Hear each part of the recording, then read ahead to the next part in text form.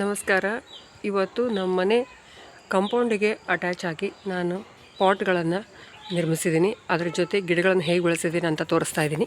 ಇಲ್ಲಿ ನೋಡಿ,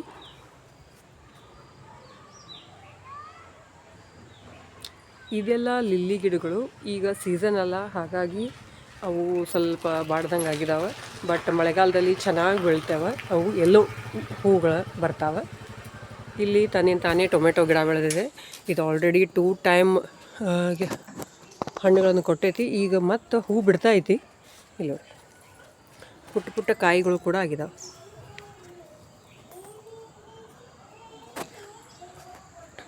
ಇನ್ನು ಮುಂದೆ ಇದನ್ನು ನೆಕ್ಸ್ಟ್ ಒಂದು ಪಿಲ್ಲರ್ ಆದಮೇಲೆ ನೆಕ್ಸ್ಟ್ ಮತ್ತೆ ಇದೆಲ್ಲ ಶಾವಂತಿಗೆ ಗಿಡ ಬೆಳೆಸಿದ್ದೆ.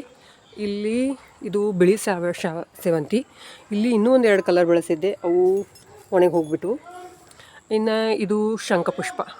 ಇಲ್ಲಿ ನೋಡಿ ಹೆಂಗೆ ಬೆಳೆದಿದೆ.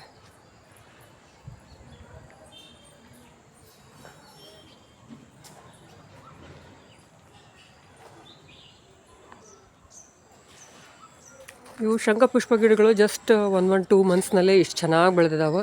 ಶಂಖಪುಷ್ಪ, ಆಕಳಪಾದ ಹೂವು, ಶಂಕರ ಹೂವು, ಅಪರಾಜಿತ, ಏನೇನು ಅಂತೀರಿ ನೋಡಿ ನೀವೆಲ್ಲ. ಇವೆಲ್ಲ ಬ್ಲೂ ಕಲರ್ ಇದೆ ನನ್ನ ಕಡೆ. ನಾನು ಕಲರ್ಫುಲ್ ಹಾಕಿದೆ, ಬಟ್ ಅವು ಯಾವೂ ಬರಲಿಲ್ಲ. ಬರೀ ಬ್ಲೂ ಕಲರ್ ಮಾತ್ರ ಇದಾಯ್ತು. ಇದು ಡಾರ್ಕ್ ಬ್ಲೂ, ಆ್ಯಕ್ಚುಲಿ ಪರ್ಪಲ್ ಕೂಡ ಅನಿಸಲ್ಲ. ಇದು ಡಾರ್ಕ್ ಬ್ಲೂ ಇದೆ. ಆ ಕಲರ್ ಚೆನ್ನಾಗಿ ಬೆಳೆಯುತ್ತೆ. ಅಪರಾಜಿತ ಬೆಳಿಬೇಕಂದ್ರೆ ಬಹಳ ಕಷ್ಟಪಡೋ ಅವಶ್ಯಕತೆನೇ ಇಲ್ಲ. ನೀರು, ಬಿಸಿಲು, ಆಮೇಲೆ ಮಣ್ಣು, ಇವು 3 ಚೆನ್ನಾಗಿದ್ಬಿಟ್ರೆ ಆರಾಮಾಗಿ ಬೆಳೆಯುತ್ತೆ. ಅದಕ್ಕೆ ಜಾಸ್ತಿ ಮೇಂಟೆನೆನ್ಸ್ ಕೂಡ ಬೇಕಾಗಿಲ್ಲ, ಚೆನ್ನಾಗಿ ಬೆಳೆಯುತ್ತದೆ. ಆಮೇಲೆ ಬೀಜಗಳೂ ಬಹಳ ಚೆನ್ನಾಗಿ ಬೇಗ ಆಗ್ಬಿಡ್ತಾವೆ. ಹಾಗಾದ್ರೆ ಅವು ಫಲವತ್ತತೆ ಎಲ್ಲ ಬೀಜಕ್ಕೆ ಹೋಗ್ಬಿಡ್ತದೆ. ಅದು ಹೂಗಳು ಕಡಿಮೆ ಆಗಕ್ಕೆ ಶುರು ಆಗ್ತಾವೆ. ಅದಕ್ಕೆ ಏನು ಮಾಡಬೇಕು, ಹೂವು ಬಾಡಿದ ನಂತರ ಅವನ್ನ ತೆಗೆದು ಹಾಕಬೇಕು. ಇಲ್ಲ ನೀವು ದಿನ ಹೂ ಹರ್ಕೋತೀರಿ ಅಂದ್ರಂತೂ ಅದು ಚಿಂತೆನೇ ಇಲ್ಲ. ಬೇಕಾದಾಗಷ್ಟೇ 1-2 ಹೂ ಬಿಟ್ಟು ಅದರ ಬೀಜನ ಮತ್ತು ನಾವು ತಯಾರು ಮಾಡ್ಕೋಬೋದು. ನಾನು ಹಿಂಗೆ ತಯಾರು ಮಾಡಿ ಎಷ್ಟೊಂದು ಜನಕ್ಕೆ ಕೊಟ್ಟಿದ್ದೀನಿ. ಇಲ್ಲಿ ನೋಡಿ, ಸೇವಂತಿಗೆ ಒಳಗೆ ನೋಡಿ ಪಿಂಕ್, ಬೇಬಿ ಪಿಂಕ್, ಇದು ಚೆನ್ನಾಗಿ ಬೆಳೀತಾ ಇದೆ. ಇನ್ನೂ ಇದ್ರದ್ದು ಇನ್ನೊಂದಿಷ್ಟು ಮೊಗ್ಗು ಕೂಡ ಆಗಿದಾವೆ. ಇದು ವೈಟ್, 2 ಅಕ್ಕಪಕ್ಕ ಬೆಳೆದಿದ್ದಾವೆ.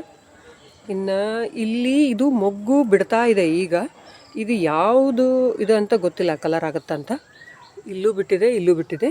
ಬಟ್ ಇದು ರೆಡ್ ಅಂತೂ ಭಾಳ ಸಖತ್ತಾಗಿ ಕಾಣ್ತೈತೆ.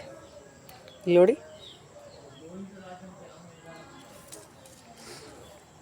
ಇನ್ನು ಇಲ್ಲಿ ನೋಡಿ ಅಪರಾಜಿತ ಹೆಂಗಿದೆ. ಇದು ಹಿಂಗಿದು ಬಾಡಿರ್ತದಲ್ಲ, ಇದು ನಾನು ತೆಗೆದು ಹಾಕ್ಬಿಡ್ತೇನೆ. ಅಕಸ್ಮಾತ್ ನಾನು ದಿನ ಅದನ್ನು ಹೂ ಹರಿದಿದ್ನೆ ಅಂದ್ರಂತೂ ನಂಗೆ ಚಿಂತೆನೇ ಇಲ್ಲ. ಇಲ್ಲಿ ಮೇಲೆ ನೋಡಿ ಪರ್ದಾಕ್ಕೂ ಸಹಿತ ಅದನ್ನು ಕಟ್ಟಿಬಿಟ್ಟಿದ್ದೀವಿ. ಮುಂದೆ ಅಕಸ್ಮಾತ್ ಬೆಳೆದ್ರೂ ಅದು ಹಿಂಗೆ ತೋರಣದ ಗತೆ ಬೆಳೀತಾ ಹೋಗ್ತದೆ ನಮ್ಮ ಮನೆಗೆ. ಇನ್ನು ಇದು ಸರಿಯಾಗಿ ಬೆಳೀತಾನೆ ಇಲ್ಲ, ಏನಾಗ್ತಾಯಿದೆ ಅಂತ ಅರ್ಥ ಆಗ್ತಾಯಿಲ್ಲ. ಜಾಸ್ತಿ ಇದಕ್ಕೆ ನಾವು ಎಲ್ಲ ಕೇರ್ ಮಾಡ್ದಂಗೆಲ್ಲ ಇನ್ನೂ ಹಾಳಾಗ್ತಾಯಿದೆ ಹೊರತು ಬೆಳೀತಾ ಇಲ್ಲ. ಆದರೆ ಜೀವಂತವಾಗಿದೆ, ಬಟ್ ನಳನಳಿಸ್ತಾ ಚೆನ್ನಾಗಿ ಬೆಳೀತಾ ಇಲ್ಲ. ಇದಕ್ಕಂತ ಅರ್ಥ ಆಗ್ತಾಯಿಲ್ಲ. ಇದಕ್ಕೇನಾದ್ರು ಒಂದು ಸ್ವಲ್ಪ ಟಿಪ್ಸ್ ನೀವು ಕೊಡ್ತೀರಾ ಪ್ಲೀಸ್ ಕಮೆಂಟ್ನಲ್ಲಿ. ಆಮೇಲೆ ಇಲ್ಲಿ ನೋಡಿ, ಇವು ಲೈನಾಗಿ ಬೆಳೆದಿದ್ದಾವೆ ನೋಡಿ. ಇವು ಬಿಳಿದು ಅಪರಾಜಿತ ಶಂಖಪುಷ್ಪ. ಇದು ನಮ್ಮ ಅಕ್ಕನ ಮನೆಯಿಂದ ಬೀಜ ತೊಗೊಂಡು ಬಂದು ಹಾಕಿದ್ದೆ. ಎಷ್ಟು 1 2 3 4 5 6 7 8 9 ಹೆಚ್ಚು ಕಮ್ಮಿ 10 ಬೀಜ ಅಥವಾ 12 ಬೀಜ ಹಾಕಿದ್ದೆ. ಅದರಲ್ಲಿ 9 ಗಿಡಗಳು ಬೆಳೆದಿದ್ದಾವೆ. ಅಂದರೆ ಇದರ ಸಕ್ಸಸ್ ರೇಟ್ಸ್ ಜಾಸ್ತಿ ಅಂತ ಅರ್ಥ ಆಯಿತು. ಅಪರಾಜಿತ ಬೆಳೆಯೋದು ಅಷ್ಟೇ ಈಸಿ, ಆಮೇಲೆ ಮೇಂಟೆನೆನ್ಸ್ ಕೂಡ ಅಷ್ಟೇ ಈಸಿ. ಭಾಳ ಚೆನ್ನಾಗಿ ಬೆಳಿಬೋದು. ಆಮೇಲೆ ನನಗೆ ಹೂವಿನ ಗಿಡಗಳು ಮಾತ್ರ ಭಾಳ ಇಷ್ಟ. ಹಾಗಾಗಿ ನಾನು ಎಲ್ಲ ಕಡೆ ಹೂವಿನ ಗಿಡಗಳನ್ನೇ ಹಾಕ್ತೀನಿ. ಇನ್ನೊಂದು ಏನಂದರೆ, ಪಕ್ಕ ನಾವು ವೆಜಿಟೇಬಲ್ ಗಿಡಗಳನ್ನು ಬೆಳೆದ್ರೆ ಪಾಲಿನೇಷನ್ ಈಸಿಯಾಗಿ ಆಗಿಬಿಡುತ್ತೆ, ಚಿಟ್ಟೆಗಳು ಬರ್ತಾವೆ.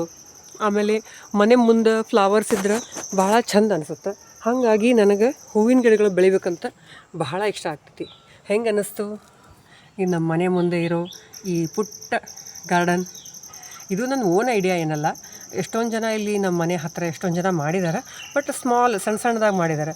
ನಾನು ಹೆಚ್ಚು ಕಮ್ಮಿ ಒಂದು 30-35 ಫೀಟ್ವರೆಗೂ ಇದನ್ನು ಇದೇ ರೀತಿಯೇ ಬೆಳೆಸ್ಕೊಂಡಿದ್ದೀನಿ. ಆಮೇಲೆ ಡೀಪ್ ಕೂಡ ಜಾಸ್ತಿ ಮಾಡಿದ್ದೀನಿ, ಅಂದರೆ ಮಣ್ಣು ಜಾಸ್ತಿ ಹಿಡೀಲಿ ಅಂತ. ಹಾಗಾಗಿ ಡೀಪ್ ಚೆನ್ನಾಗಿರೋದ್ರಿಂದ ಹೂಗಳು ಭಾಳ ಚೆನ್ನಾಗಿ ಬಿಡ್ತಿದ್ದಾವೆ. ಆಮೇಲೆ ಪ್ರತಿ ತಿಂಗಳು ನಾನು ಅದಕ್ಕೆ ಫರ್ಟಿಲೈಸರ್ ಕೂಡ ಕೊಡ್ತೀನಿ, ಆರ್ಗ್ಯಾನಿಕ್ ಮಾತ್ರ. ಒಂದು ಸರಿ ಸಗಣಿ ಗೊಬ್ಬರ ಕೊಟ್ಟರೆ ಇನ್ನೊಂದು ಸರಿ ಮಸ್ಟರ್ಡ್ ಇದನ್ನು ಕೇಕ್ ಹಾಕ್ತಿರ್ತೀನಿ. ಇನ್ನೊಂದು ಸರಿ ಇಂಗಿನ ನೀರು ಹಾಕ್ತೀನಿ. ಹಾಗೆ ಎವ್ರಿ ಟೈಮ್ ಒಂದೊಂದು ಡಿಫ್ರೆಂಟಾಗಿ ಮಾಡ್ತಾಯಿರ್ತೀನಿ. ಆದ್ದರಿಂದ ಹಾಗಾಗಿ ನನಗೆ ಗಿಡಗಳು ಮಾತ್ರ ಭಾಳ ಚೆನ್ನಾಗಿ ಬೆಳೀತಾ ಇದ್ದಾವೆ. ಭಾಳ ದಿವಸ ಆಗಿಲ್ಲ, ನನ್ನ ಮನೆ ಓಪ್ನಿಂಗ್ ಆಗಿನೇ 9 ಮಂತ್ಸ್ ಆಯಿತು. ಇಷ್ಟರಲ್ಲಿ ಸಾಧ್ಯವಾದಷ್ಟು ಬೆಳೀತಾ ಇದ್ದೀನಿ. ನಿಮ್ಗೆ ಹೇಗೆ ಅನ್ನಿಸ್ತು ನನ್ನ ಪುಟ್ಟ ಗಾರ್ಡನ್? ಇಷ್ಟ ಆಗಿದ್ದರೆ ಖಂಡಿತ ಲೈಕ್ ಮಾಡಿ ಆ್ಯಂಡ್ ನನ್ನ ಚಾನಲ್ನ ಸಬ್ಸ್ಕ್ರೈಬ್ ಮಾಡಿ.